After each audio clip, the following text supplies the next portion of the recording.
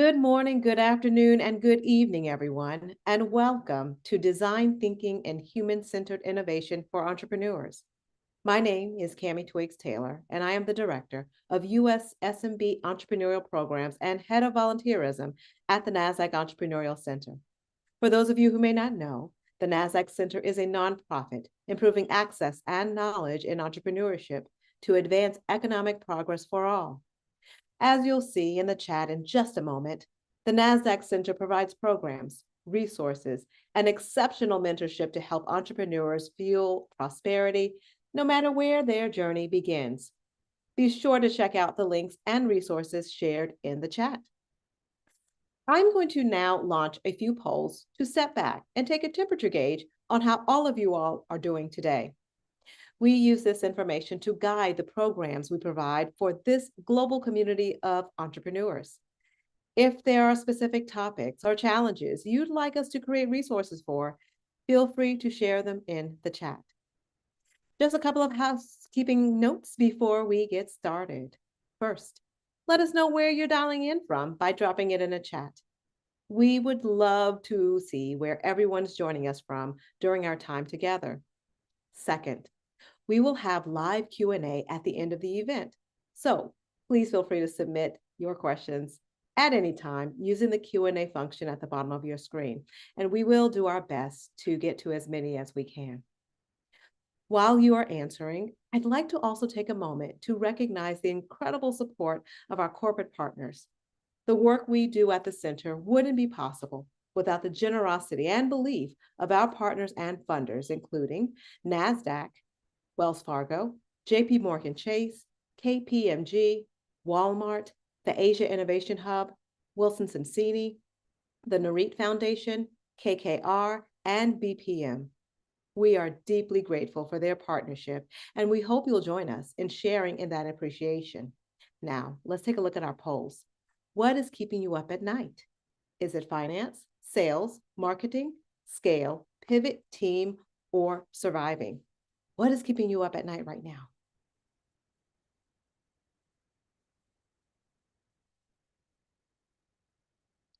All right, let's take a look at these results that are coming in.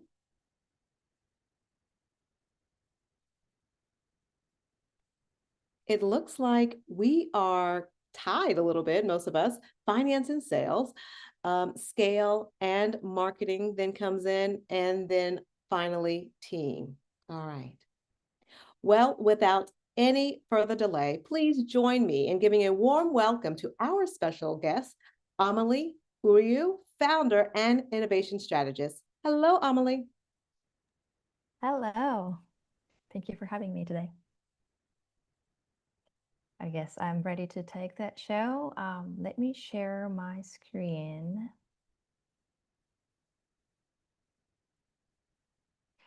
I hope everyone is seeing my screen, and let me know. Please feel free to jump in if you are not seeing the presentations. But again, hello everyone. My name is Amélie Uriu, but I go by Amélie, and I'm very, very excited to meet you all. I saw everybody's joining mostly from somewhere in the US, which is really exciting.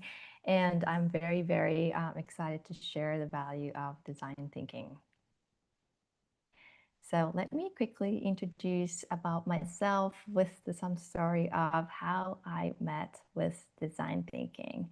So I was, I started my career as a banker. So I served as a vice president at one of the largest global banks. And I was doing a traditional like financing or client relationship management work. And at that time, a blockchain arrived in our industry, and a lot of global banks felt a sudden fear of losing its foundations.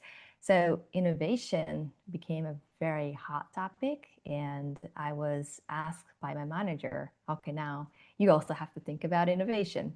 Please think about new businesses for the bank. I was excited, but at the same time, I wasn't sure what to do. And I literally wrote a blank sheet of paper and tried to write down some exciting ideas.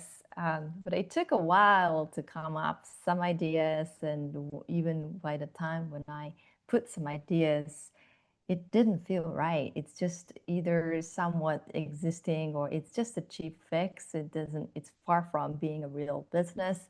And it just, I hit the wall. And during that time, I was doing a research, how can I create innovations more effectively? And that time I met something called design thinking. So design thinking really helped me and helped the other bankers to create new ideas more effectively and come down to more feasible concepts. So design thinking was really fascinating and I wanted to master it. And so I found a school in Chicago. I was in Japan that time, but I moved to Chicago to get the master's degree in design thinking. And since then, I'm serving as a design thinking consultant. And today, for the main work, I serve for Duke Energy, which is one of the leading energy company. And at the side, I am running my own company called Voyage Consulting and working with entrepreneurs like you all. And also, I'm working with some company in healthcare industries. So that's a little bit about me and how I met design thinking. And you might see, like, I really love design thinking. So I'm really happy to share a little bit about this. And today's presentations, I structured in two parts. First part, I would like to share what is design thinking and the value of design thinking. Then in part two, I would like to introduce some of the activities in the surface level, but maybe it's easy to try out for you tomorrow. So I'm very excited to share a couple of approach in the second parts. But please remember that design thinking is, sometimes there are many overlap with what you are doing. So you may find, oh, this is something I'm already doing, or if it's new, it's great. But either way, design thinking will be a great addition. So try to look for where you can do things differently or better, or it will help you with what you are doing. Hopefully you find interesting. And the goal for today's presentation is if you walk away and feeling like, I want to try design thinking tomorrow, then I feel this presentation will be success. All right, so the first part, understanding design thinking. So what is design thinking?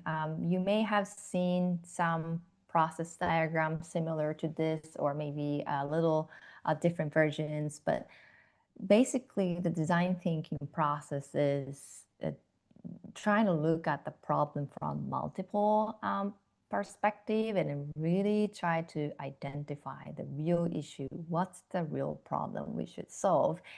And then ideate, create many different ideas and testing out to maybe selecting which ideas are good, or maybe picking up the best features and coming down to interesting concepts. And also design thinking is good at communicating the value to make the concept into the life. So what's design is really doing is, maybe it was a very high level. So in the day-to-day, what we're really doing, and we're doing many activities, but I feel these activity, like doing a research or workshop or prototyping, is one of the powerful processes. I would like to highlight these three, but including all of this, what design enable us is make us creative, but also make others creative together with a systematic way. And design really, prioritize or have a principle that let's go to the field and learn about people in the context and try to create idea together quickly and, put your idea in front of us so that it's easier to build more concepts together. So that's how design thinking process will look like. So that's what's about the process, and why is it important? Why design thinking is talked so much? Is it used by some organizations? Yes. And to share some of the stories, I picked two examples today. And first is a Lego. I'm sure you have played with a Lego at some point of your life, and I did too when I was younger. I played around. But Lego struggled financially in early 2000s. They were struggling to sell their products around that time, and they thought because of the failure is coming from the popularity of electronic games. And based on their marketing research or looking at the data, they thought kids likes to have some simple, you know, play. So they were shifting their strategy to make their product more simpler, but still something was not working. So Lego at the time decided to send the user researcher to a kid's home around the world. And they learned many things about the cultural differences or preferences. But one of the famous story is when they went to a German boy's house. So when researchers go to the kids' home, what they do is they observe how kids play, not only Lego but also the surrounding toys, and they also ask some question to the kids. What's your favorite things that you like to have? And that time, the 11-year-old German boy pointed out his shoes. Well, for researcher, it wasn't necessarily like looks new or it's nothing about the brand. So he was the researcher was curious and asked him, why is this special? And the boy got really excited because you have a scratch in here, and that's I fell when I was doing a skateboarding, and he was telling whole the story, and then realized, oh, for kids, it's important to feel like the sense of progress or mastery. Um, and then, learning about that was, good surprise for Lego. And then Lego could shift their strategy to adding a slightly good level of complexity, and so that they can provide more sense of mastering or achievement for the kids. And thanks to that, the Lego could turn around their company around that time. Another interesting example is the shopping cart. This is also, famous story. So you may have watched this before, but if not, it's on YouTube. But that's how the IDEO have approached to designing the new shopping cart. Shopping cart is actually has a good long history. It stayed like this for a while, and IDEO was asked to redesign the shopping cart. Imagine like if you have to design the shopping cart right now, something new, how long do you think it will going to take for you? Well, for IDEO, they redesigned new shopping cart in 5 days, which is really fascinating. They used rigorous design processes, and they could come up with the new shopping cart, which is addressing the pain points of the safety and functionality, and it was difficult to move around with the old shopping cart, so they come up with easy to move shopping cart as well.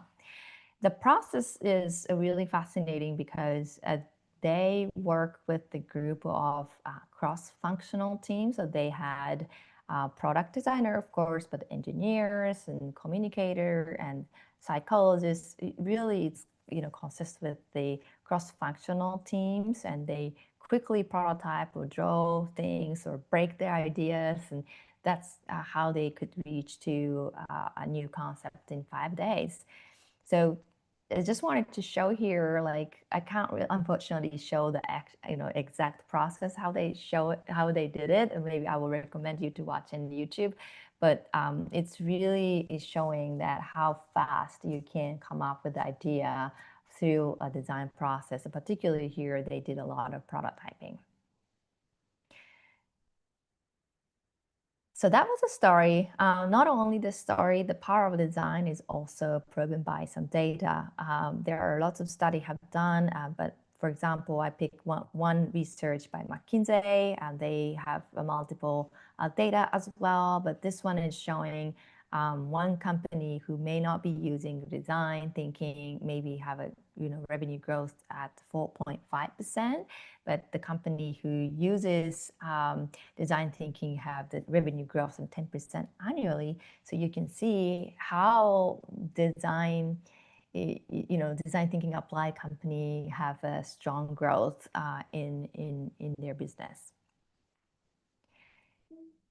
All right, so that was about design thinking, and I hope you start feeling, oh, that sounds interesting. I want to learn more, and maybe I want to use it tomorrow.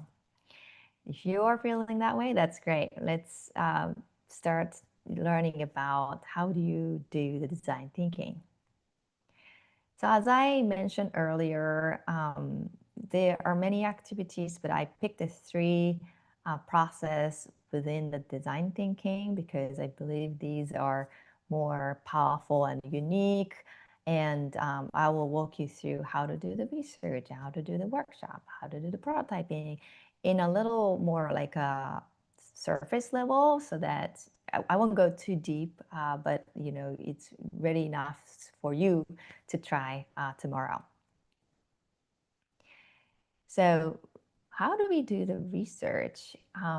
Like any other research you will do, of course, we need to create some planning, and you may include the 5 things that is showing on the left side. What kind of challenge are you really tackling, or what are we trying to learn, and all of these things. And I get common questions, or there is a common advice I'm giving to entrepreneurs, or 3 things. When you are setting the learning goals, try to focus on maybe certain or key key parts that you want to learn. We try to learn so many things from one person, but it's almost too difficult. So try to have a focus what you would like to learn in the certain research. And who shall we talk to? With design research, who you're talking to is really important. One of the common practice you will do is talk to the representative users, like talk to the potential customers. That's where you can learn general experience or journey, which help you to start learning about the pain points and opportunity areas. Other thing is the stakeholders. If your like problems or the product you're designing involves to understand the ecosystem or a journey, try to include key stakeholders who is running the process, or who will be impacted by the processes. And so including across the different stakeholders is another approach to do. And one refreshing and something that I really like about design's approach is they go to extreme users. Try to talk to extreme users. You can learn about unusual things or intense needs. For example, the suitcase was born by doing a lot of research to the pilots, because they fly so often, so they could come up with the new concept to come up with a suitcase. So going to extreme users are surprisingly interesting, and you will learn best opportunities for your product area. Another quite common question I get is, how many people should I talk to? Well, there is no fixed answer, but I usually advise 5 to 15 people, especially if you are doing your research on your own, or maybe team of 2. If you're a small team member, I would recommend 5 to 15 people. And you might think, no, but I have to do the research of 100 people, but try to think only collect what you can analyze, because when you get so many data, still, if you can't, use them, it's just a waste of your time. So try to get the data, the amount you can use them. But usually, just talking to 5 to 10 people already, you start seeing some patterns, and it will be already really helpful. And for the planning, you may think, oh, what method should I use for this research? There are multiple research, but I picked the basic 3. Focus group, you probably know this. You can talk to a couple different people at the same time. It's really great to gathering a new ideas or prioritizing new features. And if you are running with the small groups, you can get to talk to a couple different people in a short time. So it's very effective. But one caveat is you have to group those people carefully, because otherwise, if one person is not comfortable speaking with the others, for example, if they have a manager in a group, maybe they're not comfortable sharing the ideas, or if they have dominant voices, the conversation might lead to that direction. So either you carefully design the group, or if you really want to make sure to understand the individuals, perspective, maybe just one-on-one interviewing might be effective. And observation is also a fun activity in design too. Like, people do things differently than what they say. So trying to learn what they really do is very important for your product development, I believe. So observation is really helpful.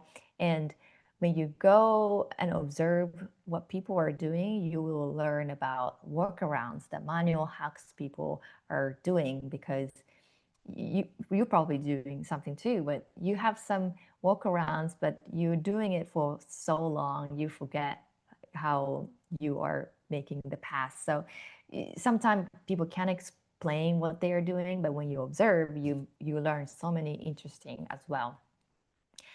So you can pick, it depends, how many people you want to talk, or how, like, what you want to learn, based on your research purposes, and also your resources. You can pick some methods. Okay, so once you are ready for the planning, you are actually about to go to doing the interviews, and you will, if you're, well, any methods you picked earlier, you will probably have an opportunity to ask questions. And when you are preparing for the questions, or when you are asking questions, these 4 are the common tips I will share. I will, but for example, the number 2, try to focus the maximum, having core 5 core questions. Like, I've seen people try to include many questions, but try to have a 5 core key questions, and it will take some time as you follow up some of the questions. So have 5 core key questions. And number 3, open-ended questions. And even all for the open-ended questions, asking how is more effective than asking why. So try to include how question there. And last one, number 4, ask about the past behavior. I know as a founder, like, we really want to know, do you buy my product? So, asking about the future potentials, but people try to be nice, so they will say, yes, I would like to buy your product. But if you really want to learn their behaviors, asking about their past experience is usually very helpful. So tell me about the last time when you spent money to solve this and this problems. So that'll be an interesting tip to interesting things to remember when you are planning for research. And finally, analyzing. Oh, it's a qualitative research. It's not a number, so it's difficult to think how to deal with these numbers. A couple of things what you can do for the qualitative research data. One thing is, once you finish your every single observation or interview, take notes, maybe write down the top 5 learnings that you had from that sessions, and also write down anything that surprised you.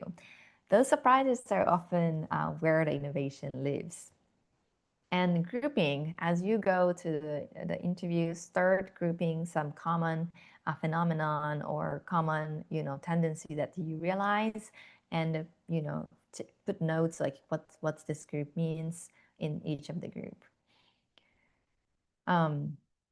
Third is create the user needs statement after your research. How do you do it? I really like this activity, by the way. So, some of the researchers, the participants will say, I want to try cooking new food, but I spent hours scrolling through social media without a plan.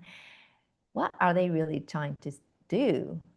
You can reframe it as people are searching on their phones and feeling overwhelmed by too many complex recipes. And once you have a couple of, observations, turn it to the user needs statement. So the framework is I need a service or product. That's what the service need to do. So for example, I need a service that help me discover simple new recipes. We will use this phrase when we are doing the ideation. So create some of those will be very helpful for next step. And one tips here is when you are creating those statements, try not to include the solution in there. Like I'm putting here an example, I need a service that uses AI-powered app. It's already attaching to the solution, which will limit your creativity when you're doing ideation. So try to have some abstract in a good level when you're creating these. Last way to analyze your data is visualizing the journey. Maybe you are start learning about some flow or experience of the certain services, or even for the product, there might be some flow. Or if you are learning about the processes and workflow, it's helpful to start visualizing their process as well. And in the middle part where they have engage is basically when people are interacting with a certain product. But pay attention to even before and after, and for example, entices, how do they learn about the product in the first place? Like this, paying attention to every moment will help you realize, oh, this is really interesting. Maybe we can, create some solution for this area. So if you're maybe not sure where to start, use these 5E frameworks to start designing or drawing their journey or the process for the certain service or product. Yeah, that's all about research. I think research is very important, and research is really one of the core things of a design. So I included it a lot, but I will move on to the workshop. So workshop is we can use for ideation, come up with the interesting ideas, and it looks like we are placing like fun, colorful sticky notes randomly, but design give us some structures to effectively be creative. Like we need to set a clear goal and maybe set a good boundary too, so we can focus on some area to create a concept. So you have some research analyzed, and if you have a user needs statement, flip the user needs statement to how might we statement. So, earlier we had, I need a service that helped me discover simple new recipes. And that turned to how might we help user discover a new recipe based on the ingredients they already have at home. So from this how might we statement, we can, start creating idea with this scope. And if you're still not sure what is the how might we statement, I also like this activity, like put your problems where you want to solve, or if you have how might we statement, if you're not sure, like put them in the middle and start asking, why is it important? Why is it important? And asking why will help you reach or maybe find the root cause. And you can pick one that you liked and then change it to highlight with statement, and then you can use that for ideations. And for actually doing ideation, there are a couple framework where you can structure the ideation. And today I picked 3 examples. One is yes and framework. It's very simple, maybe on a sheet of paper, and I recommend to work with a couple people when you are doing ideations. If you hard finding, peers, you can ask friends or family, just have a multiple people, and it's actually fun. So what you do is first you maybe sketch or draw your ideas, and then you will pass this paper to a next person, and the next person will add more ideas. Yes, and if you have this feature, that would be even cooler, or if you have these features that will support this concept, and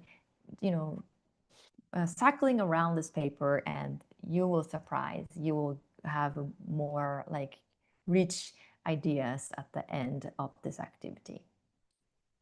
Another activity I really like is the flipping. You will start from the writing down the worst way of the experience, or worst way of having that product, and then you just flip it to the best way. Sometimes the most creative solutions are just opposite of the most obvious failure too. So this is also a fun activity to create some concepts. And last one is more of the prioritization activities we do towards the end of the ideation workshop. Like, you have a lots of idea, but we need to come down and narrow down. So first is quickly sorting out which one is now, which one is wow, which one's how. I call it how, now, wow framework. If it's less original and easy to implement, put them in the now, and continue for the rest, and then you can pick which one you like to focus on for the next process. So this is all about workshop, and I will move on to the prototyping. Now, prototyping is also a very exciting process, and I definitely think it's one of the unique parts of design, because as a banker, I never tried any of those research or workshop or prototyping, but prototyping is a really powerful and fascinating approach too. So what is really prototyping? Prototyping is the act of taking an idea out of your head and putting it into the physical world.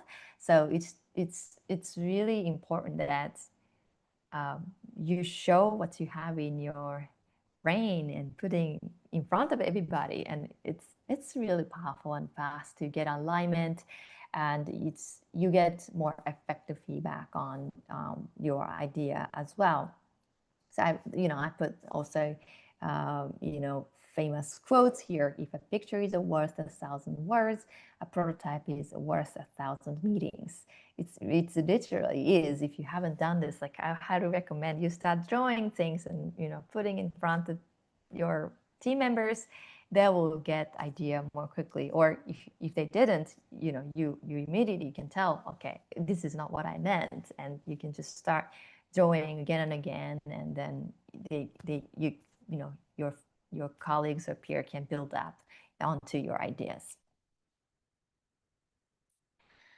So types of prototyping. I thought prototyping is like has to be an app kind of looking, or UI screens or something like that. But basically, the idea is visualize somehow your idea in the world.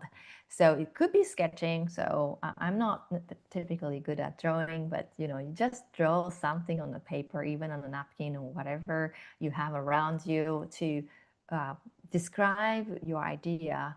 And it's great that people will try to understand your concepts, and they will add up to your ideas. And second is a Franken prototype, cardboard Franken prototypes. This is again example from IDEO case, but basically use cardboard or anything that you found, an object. You see in this one also they use whiteboard markers and things they had around them, and they just quickly created the prototyping for endoscope. And what they were trying to do was for the surgeon to quickly test out the hand feeling, and this was just good enough to test out and get feedback, and before they even creating a scale. So that was this is really interesting approach, and it is okay with this low fidelity kind of prototyping. It's actually even powerful. And then last one is the Wizard of Oz. It's more of the mid-level prototyping, but this one I was designing the kiosk, and it was more for like game type of kiosk, and we wanted to check how people feel about this game kiosk. And what's happening is people are interacting with this kiosk, and the screen will move when people touch the buttons and such. And then in bottom down where you see boxes, like if they get the games correct, they get the special card and they get it. But nothing is inside. When we were actually testing this, someone was inside and someone was operating at the back end, and no expensive technology out there, but you can really test out things quickly. So that's really fun and fast, and very effectively you can test out your concepts and refine it in the next phase. Yeah, that's all about design thinking. And I had it was quick introductions, but I hope you feel like I want to try it tomorrow.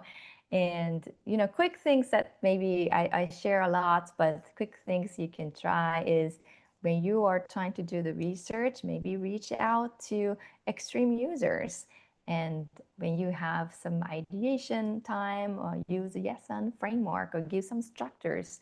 And third is building the habit of visualizing. Try to draw things or show things. Nowadays, AI generated image is really powerful too. So you can quickly ask AI to draw something and show it to your peers, and you can quickly get feedback each other. So yeah, that's all about the design thinking. I hope you really enjoy it. And if you have any questions, feel free to reach out to me. And once again, I really appreciate this opportunity.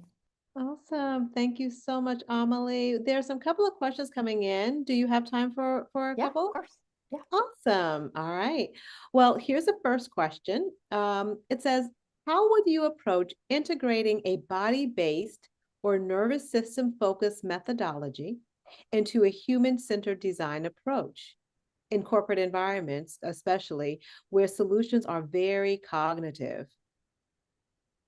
I would like to understand more the context Hmm.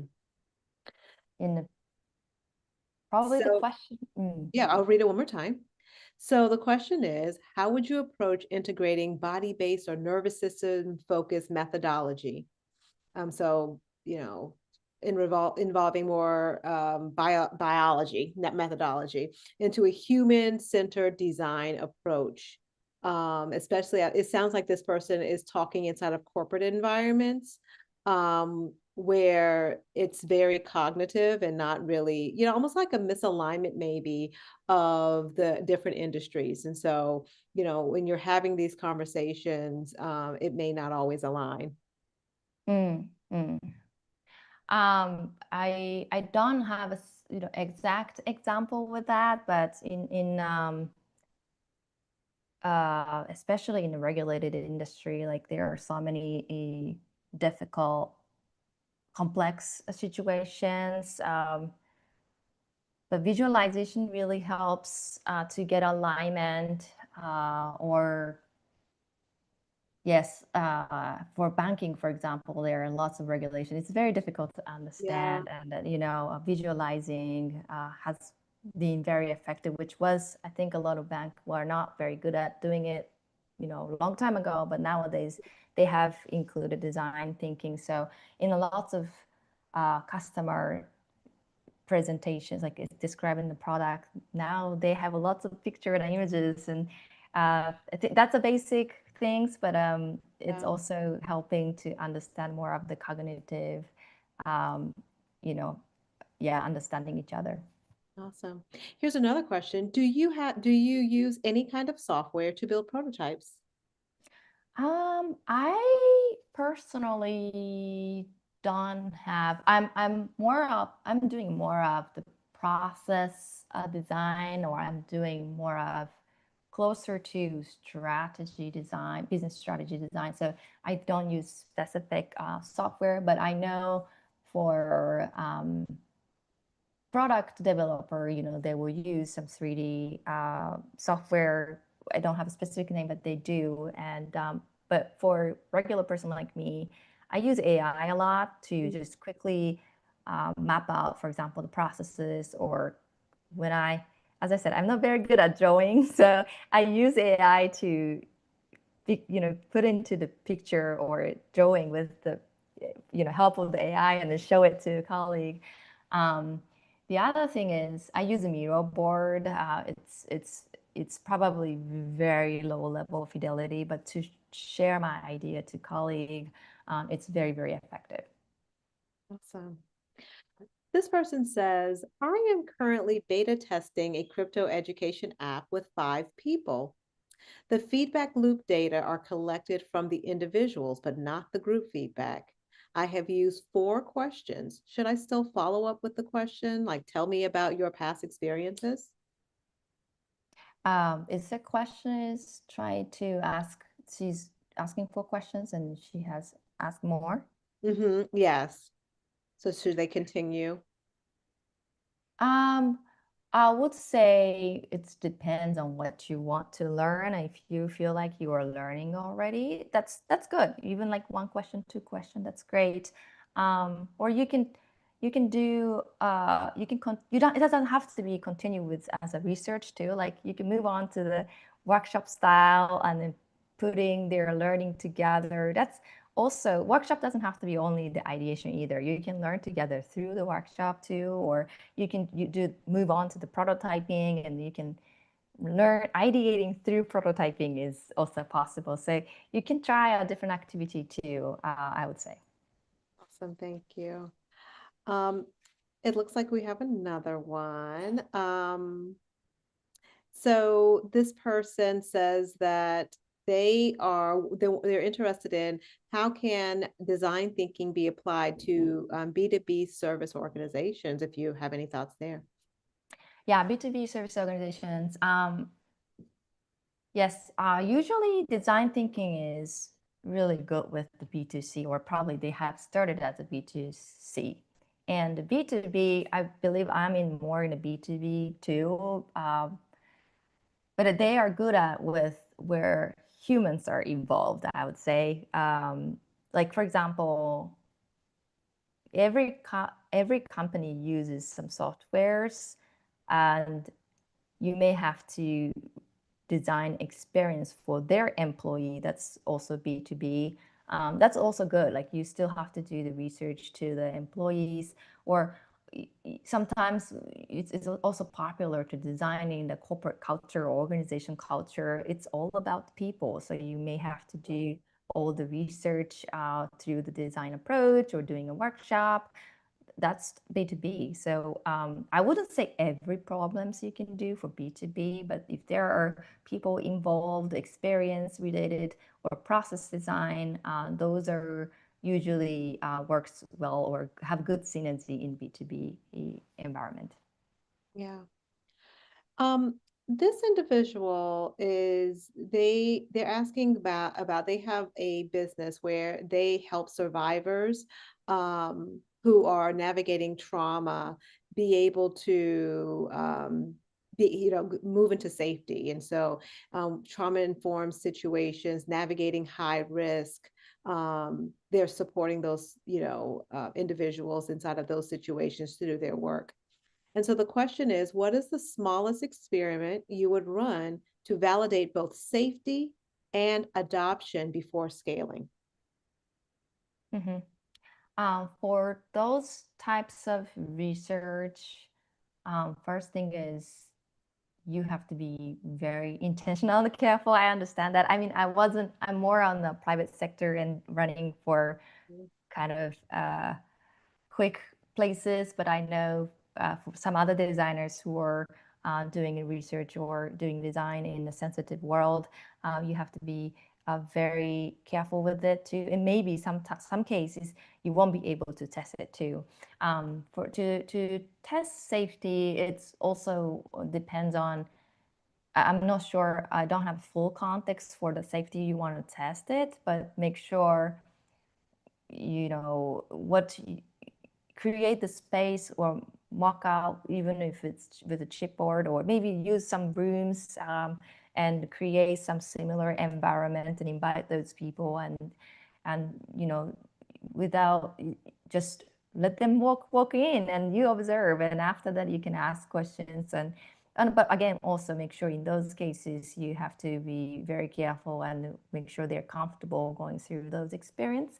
But yeah, there is you can create the whole mimic space with in wherever you have. Awesome. Well, I have one more question for you. One Yeah. last question for the road. If a founder could only implement one design thinking practice this quarter that would make the most impact and traction, what would you recommend and why? I like prototyping. Prototyping. I mean, research. There be you might be doing something, but I personally found prototyping is the most unique, especially coming from a business world, and also again, it can be very cheap things too. You know, from your notebook or from the napkins or from the chipboard you have, or even I don't know, cans or something you have, or it could be anything. And trust me that you surprise how much value you get from the prototyping. So, and it's fun. So I would recommend prototyping. Awesome. Thank you, Amelie. We truly appreciate you being with us, taking time to speak with our community, sharing insights, and setting such a great overview. On behalf Thank of you the so much. NASDAQ Entrepreneurial Center and everyone in attendance, thank you so much for joining us. Thank you We so would much. also love for you all to join us in our upcoming webinars. You can view the upcoming events by using the link in the chat. Thank you all so much again for joining us today, and we will look forward to welcoming you back online with us soon.